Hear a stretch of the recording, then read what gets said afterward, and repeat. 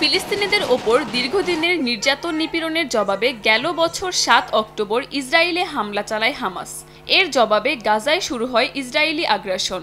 অবরুদ্ধ উপত্যকাটিতে ইসরায়েলি বর্বরতার কেটে গেছে ৩০০ দিন। প্রাণ হারিয়েছেন ৩৯,০০০-এর বেশি মানুষ, যাদের মধ্যে ১৬,০০০-এর বেশি শিশু।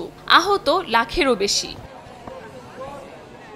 ইসরায়েলের দাবি, হামাসের হাতে এখনও বন্দী আছে শতাধিক জিম্মি। তাদের মুক্তি ও যুদ্ধবিরতির দাবিতে বিক্ষোভ অব্যাহত রেখেছে জিম্মিদের পরিবার। আটকের ৩০০ দিন স্মরণে বৃহস্পতিবার তেল আবিবে জড়ো হন শত শত মানুষ।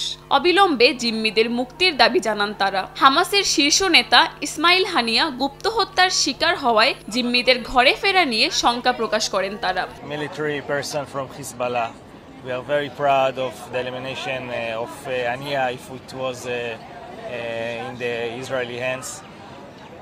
But there is one thing that cannot continue, that is a war crime that is still happening, that 115 hostages are still there, rotting in the tunnels, the hell tunnels in Gaza. This cannot stay like this.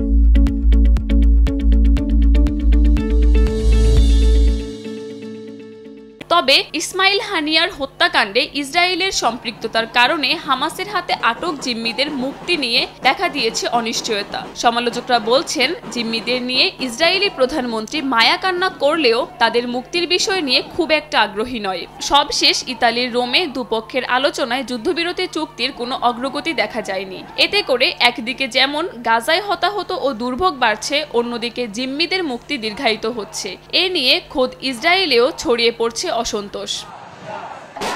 Kakuli Akter, সময় সংবাদ।